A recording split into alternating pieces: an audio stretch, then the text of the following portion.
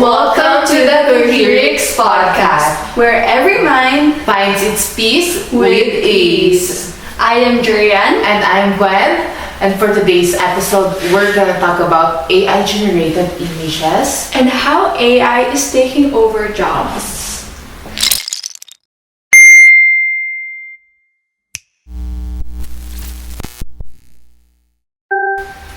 So Gwen, have you been seeing those TikTok trends all over the internet where people are posting pictures of themselves with celebrities in different settings, but it's AI generated. It's not really true. Yes, actually, may nakita nga ako sa friend ko na AI-generated image with her with a K-pop idol. So nagulat ako, like, bigla siyang may Polaroid picture with a K-pop idol. Oh my God, nag-meet and greet ba siya? Hindi pala. And I messaged her and she said, no, it's just an AI generated. And I was like, it looks so real. So, sobrang realistic niya na hindi mo siya mamamalaya na, ano ba to, AI ba to or hindi? Totoo. So basically, yung mga AI generated images natin, we have prompts for it. Tapos you just feed it with anong image yung want mong ipakita ni AI with using your real photos. So for me, I've seen those AI generated pictures in TikTok where people are using their real images to produce AI generated na professional pictures. So like selfie lang ako, tapos i-prompt ko lang kay AI na can you make it look like I'm in the studio? Yes! Diba? And I saw also na yung parang Bollywood portraits, yung mga red backgrounds, na parang mga ano siya, sharp edges. May mga ganun pa ako nakikita sa prompts. So sabi ko, ay, parang ang dali-dali na lang ngayon. True. You don't need to go sa studio. Yes, you don't even have to rent a studio. You don't have to pay. Totoo. Magkano ba ngayon yung isang studio? Oh my God, diba? Mag-upload ka lang ng picture mo, lagay mo ng prompt, and then it's there. Magic. Pero hindi lang naman yung parang studios ang kukuha ngayon ni AI. Pati future niya, parang kaya niyang i-predict. Oh my God, papapredict ko yung future ko dyan. Magiging successful ba ako? Ganon. Kasi AI, parang when you're producing pictures, they can like produce the future. Kung the couple, nakikita niyo ba guys, yung sa TikTok trends where couples are uploading their pictures to Gemini para mag-produce ng their future children. And it's actually quite scary kasi these children na produce ng AI, they look very realistic and they really look similar sa guy and sa girl. So, parang you would have to look twice. Is it true? Kasi the children that are being produced by AI for the generated photos, they look very realistic, diba? Yun nga minsan may nakita din ako, speaking of couples, may nakita ko na parang AI-generated images na them on their future wedding. Have you seen that? Parang may mga ano pa na parang blurry. And then, minsan parang, oh my God, totoo ba? Kinasal na ba to? Biglang, hindi pala AI-generated. Minsan yun din yung confusing na siya ngayon. Like, hindi mo na alam kung generated pa ba to, AI-generated ba to? Or is it really the real picture? Yeah, exactly. So, with this picture circulating online and everywhere, mostly TikTok, Facebook.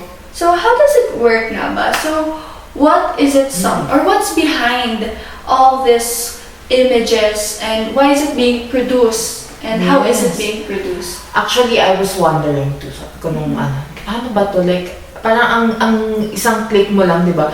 Minsan nga, it's not even gonna take you a minute. Like, sometimes 30 seconds lang. It's there. Nandun na yung picture. So parang, paano siya nag-ano? So, I did my research. Wow! I did my research.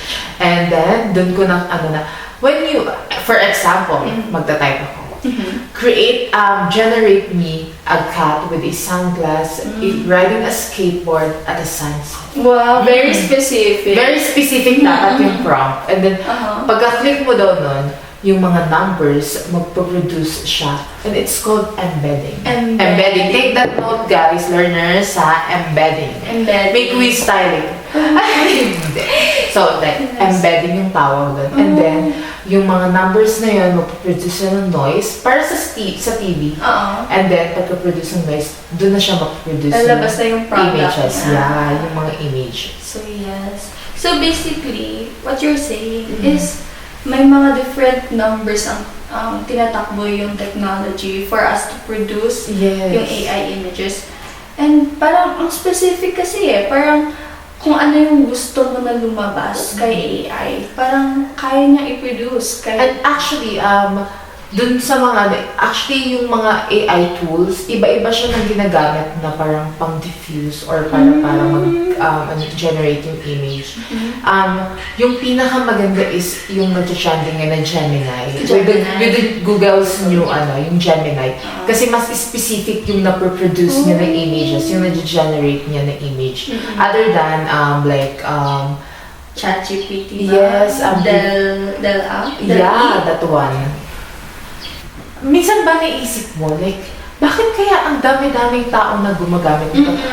Alam mo na lamang, over 200 million na yung na-generate na image ng Gemini. Oh my God, guys. 200. Kaya ba, learners, meron ba kayong ambag dun sa 200 million na yun? Like, nakapag-try na ba kayo mag-generate sa Gemini? So, sa tingin mo, bakit kaya siya nagka-trending? So, based on research, Oh, research! At sa tip of the iceberg lang din naman siya. It's because it's a trend naman Yes. niya, diba? So, people are participating and meron siyang psychological impact na kapag nag-generate sila ng image na ganito, like, they feel closer and they feel like they're in. Parang part sila ng society kung anong ginagawa, diba? So, parang FOMO. FOMO. That's why they do it then. And also, the excitement over or the hype behind it. Kasi, diba, with AI-generated pictures, you can generate pictures that you wouldn't usually get, like, normally. Kasi, again, there are these AI trends where people are taking images of themselves right now, and they're gonna generate a picture of themselves of their previous self with their Younger self. Yeah, I saw that one. And then, parang medyo siya, parang nakaka-touch din. Heartfelt siya. Yes, So there's parang heartfelt intention na they want to see an image of them, parang their older self hugging their younger self. Siguro it's healing a part of inner child. Yeah, they're healing their inner child na kung sino ba yung hindi, when they were a child, if they weren't able to receive the love that they wanted, they could perceive na they're receiving the love that they had through the AI images. Actually, speaking of that, younger and then, may mga nakikita din ako na picture with their loved ones that already passed away. Yes.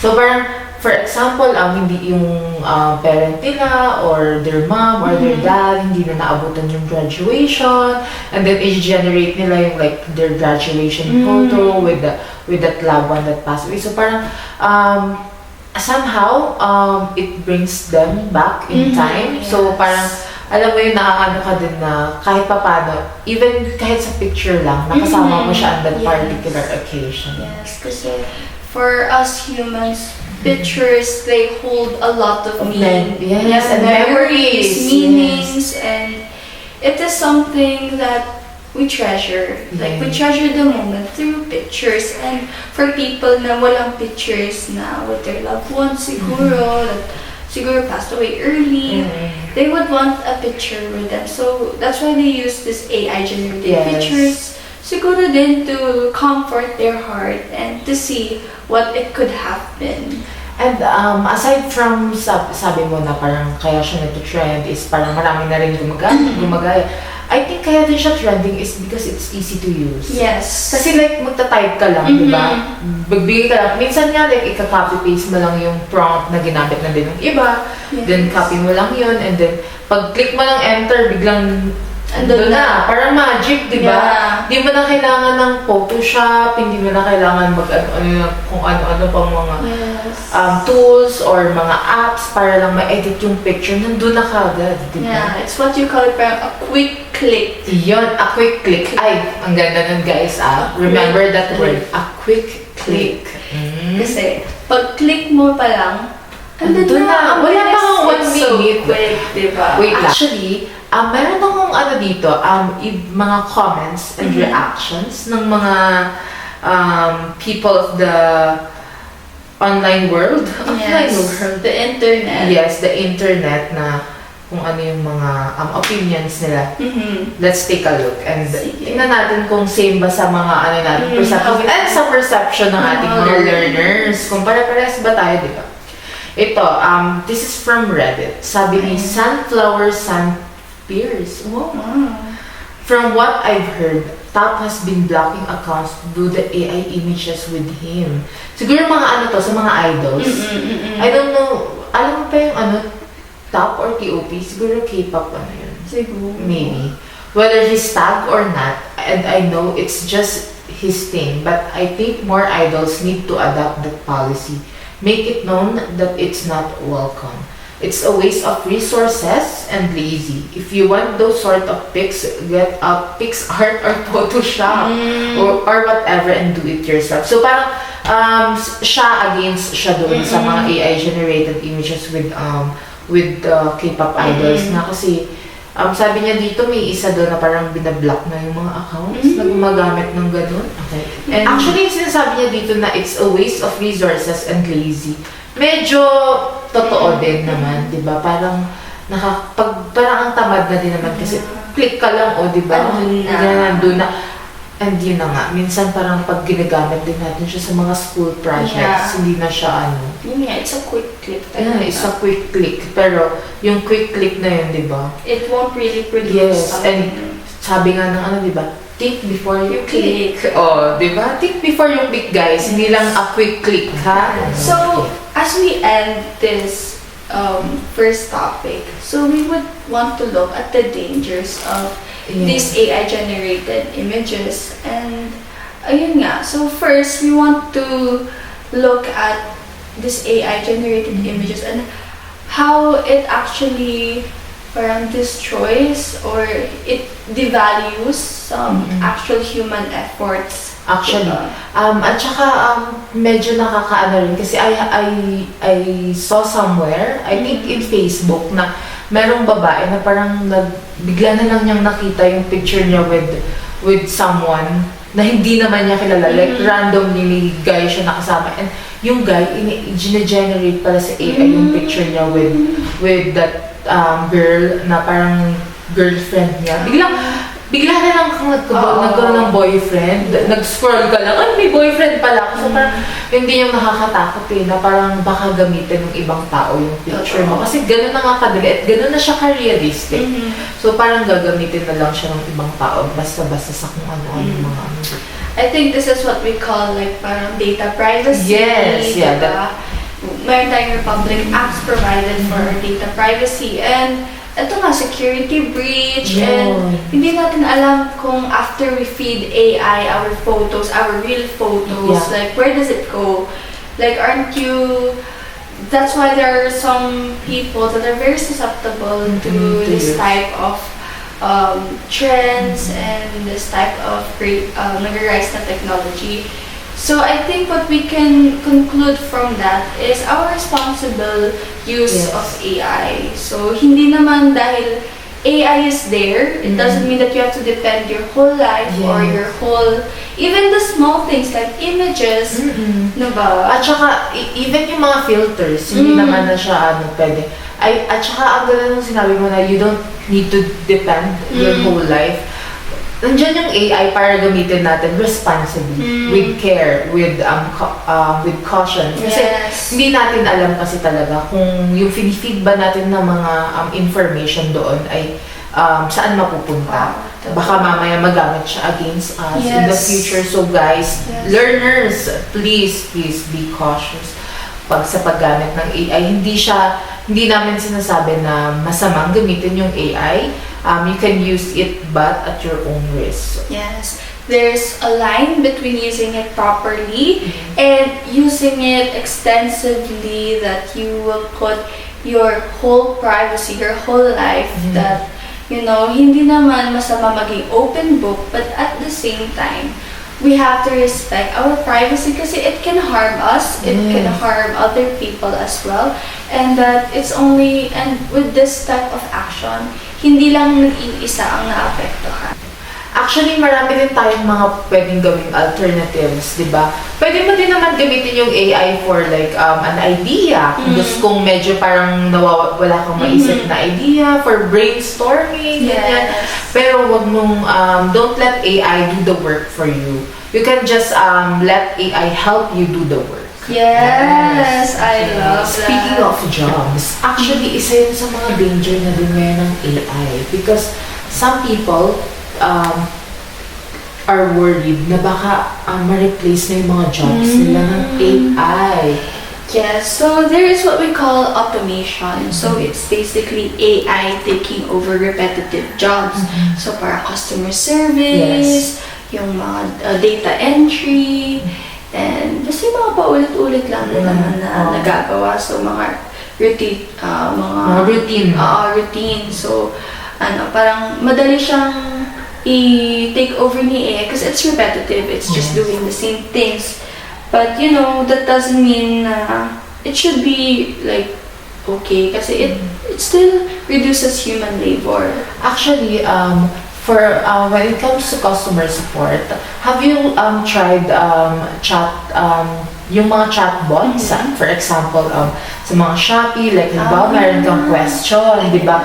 Alam, nasa na kaya yung item ko, kailangan ko na yung sunscreen na ubus na, ganyan, di ba? Tapos gusto mong makausap ng customer support para ma-help ka to track the item. Tapos nag-chat ka, minsan ba naisip mo, parang AI ba yung kausap ko or like an actual person, actual human. Yun yung medyo sa mga customer support ngayon eh. Kasi sometimes, yun yung madaling palitan ng AI kasi like what you said kanina, repetitive yung job. Yes. Well, may repetitive jobs na take over ng AI. Pero right now, hindi lang pala mga repetitive jobs ang kayang i-take over. So learners, have you ever been in contact with ChatGPT when you want to relay a message when, kasi sometimes people are, they go forward kay ChatGPT to other AI platforms para lang maging therapist nila. Like psychologists, ganun if they are struggling mentally. They are in need. And actually, that's kind of dangerous. Kasi syempre, yung mga... Hindi siya kind of dangerous. Dangerous talaga. Very super. dangerous. Kasi imagine, di ba, learners, yung mga binibigay na information ni AI, yun lang din naman yung mga data na feed natin sa kanya. So, wala talaga siyang like a background doon sa pagiging psychologist or therapist.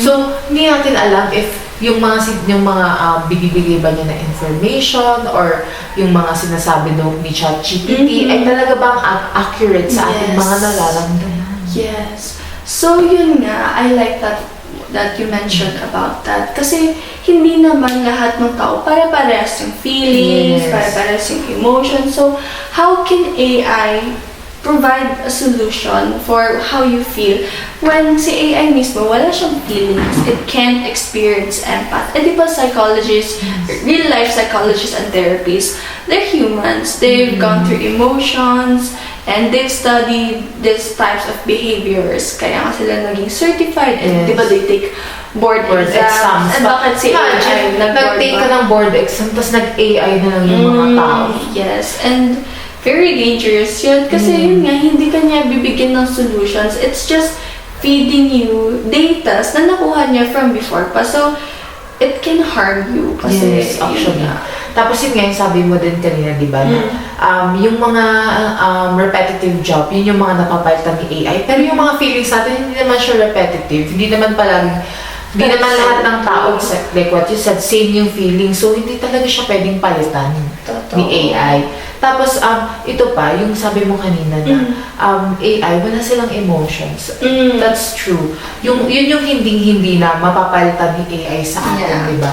Na tayo kasi, meron tayong empathy, meron tayong sympathy, di ba? Yes. Iba yung intellectual intelligence natin. And, naano mo ba yung AI reporter? Have you seen that? Ano yun?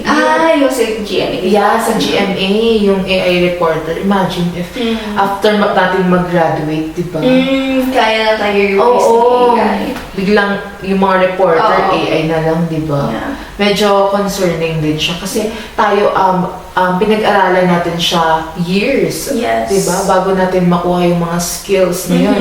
And yung AI hindi very basic lang ng mga skills siguro kung meron man silang na Yeah, and yun nga, AI cannot create. It can only generate. Yeah. So, even behind those mga AI na reporters, behind those are humans naman eh. Oo, diba? may humans pa din na nag-feed ng prompts, nag-feed ng information sa kanila. Yeah, so it cannot really take over, Yes. diba? Kasi iba ang natural intellect sa artificial intellect. Yes.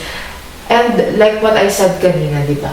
Pwede natin gamitin yung AI to help us lang na mag-brainstorming, para mas mag-organize, ganyan. Pero hindi natin siya pwedeng gamitin to really do the work for us. Yes, kasi when we depend on AI, mostly when we're talking about jobs, parang for example, yung ngayon na-mention ka about mga psychologists, mga therapies, yung customer service. So, it has an effect sa mental state ng tao or yung may psychological effect. So, when we can look deeper and closer sa ibang jobs na take over ng AI, we can look at mga engineering. Kasi mga engineers, architects, construction workers, they do the job, the labor, like manual, like actual. Yeah. So, parang kaya ba yun ni AI? Kasi di ba some people are, what they call this, parang nagtatanong sila kay AI, what can I do with this? Or chat, what can I do with this sa lababo namin? It cannot provide the actual, what if iba yung materials na ginamit? Minsan nga, yung AI yung nag-generate ng itinerary ng travel nila. Like, wala na yung mga travel agency, di ba? Yes. Kasi mag-generate si AI ng ganito. Tapos, pero yun nga, since yung mga dating data lang din naman yung ibibigay ni AI, pwede ka pang maligaw, di ba? Kaya dalhin ka sa Ilocos, sa Baguio naman yung nilagay mo dun.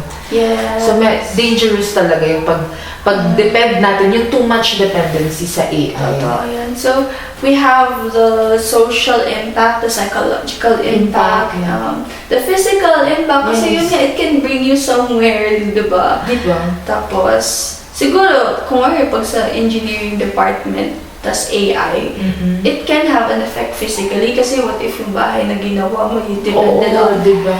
AI, help me how to build this one. Anong need namin gagawin? Of course, you have to consult with an expert, a human expert. Because AI is not really an expert. Hindi talaga siya yung nag-aral ng taon, nag-board exam for that specific field. Di ba? At imagine, sa dami ng information na meron si AI, hindi mo naman sure kung like, yun pa rin ba yung, na parang tama pa ba yung binibigay niya? Siyempre napapagod din naman siguro si AI. Sana all, grabe naman kung hindi siya napapagod. Sana all, di ba? Nakakapagod. Di ba learners kayo? Nakakapagod sa school minsan.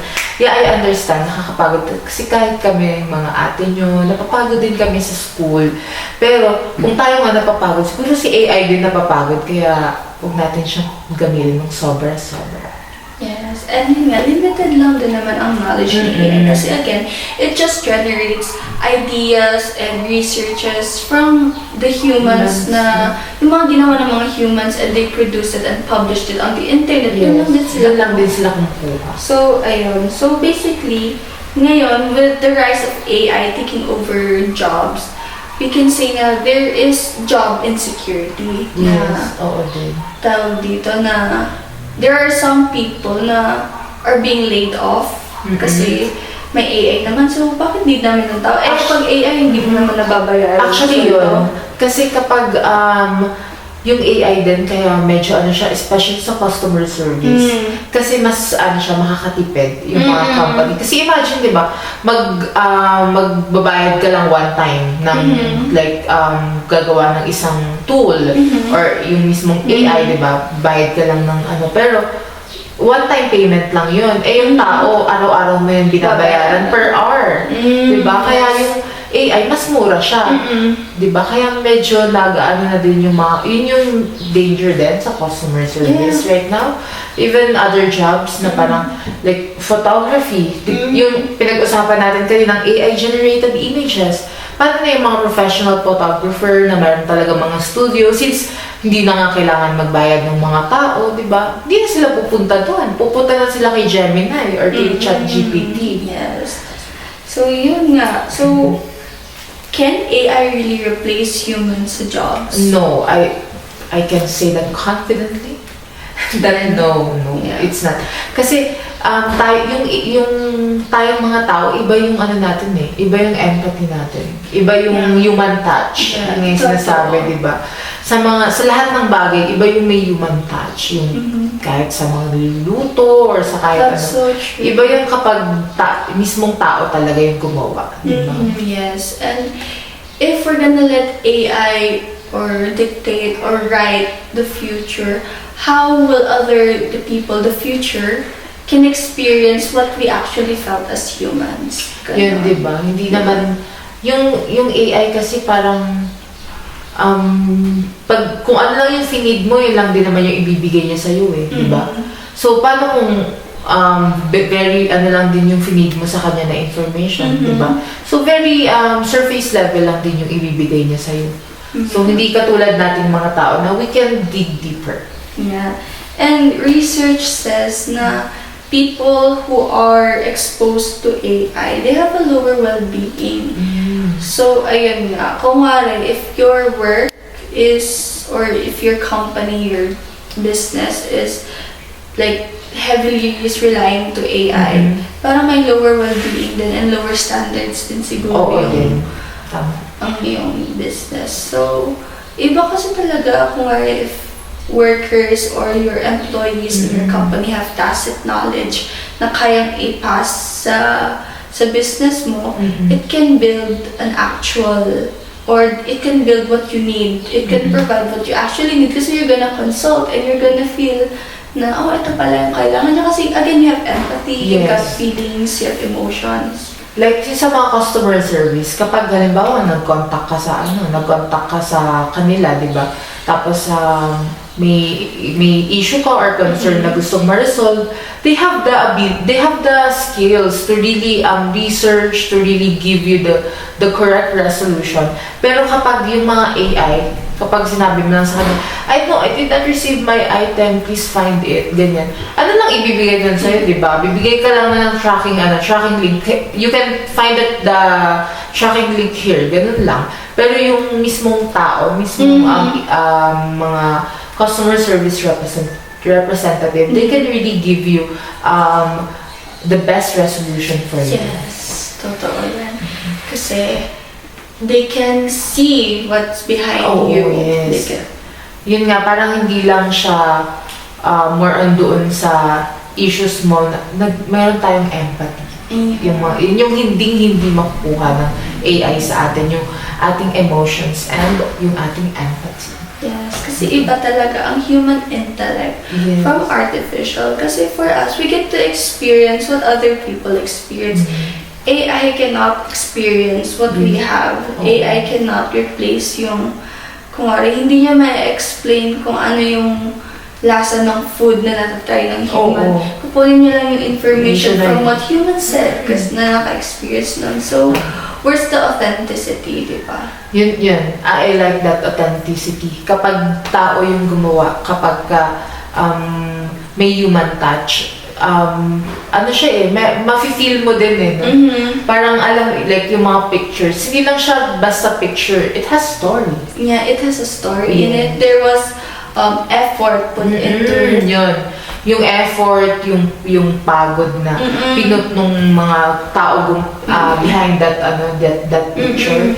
Yun yung kwento. to conclude, what we can learn from this is dapat hindi tayo nagde-depend sa AI. Yeah, just like what we said earlier, dapat yung AI, ginagamit lang natin siya as a tool to help us, not to do the work for us. Yes. So, learners, when you're in need of help, mostly when it comes to psychological help, or if you want to consult anybody, punta kayo diretso with professionals or experts.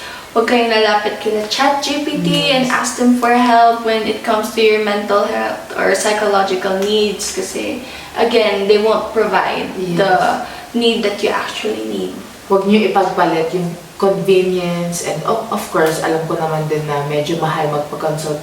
Huwag niyo siyang ipagpalit doon sa well-being niyo kasi hindi siya worth it. And don't compromise your well-being dahil lang mas gusto niyo mas mapabilis yung process kasi yung mga ganyang bagay may process yan at meron yung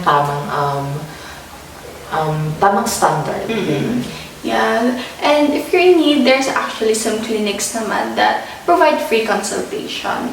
And right now, what we can say is that there are jobs that AI cannot really replace because wala silang emotions, they don't have the degree or they don't have the knowledge for it. Iba, like what you said earlier, iba yung intellectual knowledge sa artificial intelligence. So thank you once again, learners, for learning with us here in Coherix podcast. So tune in with our next episode and also visit our website. You're gonna learn more about AI and how you can use it responsibly. Yes, so here we are, learners. Thank you again for watching, and this is goodbye from Gwen and I. So see you on next episode. See you. Bye.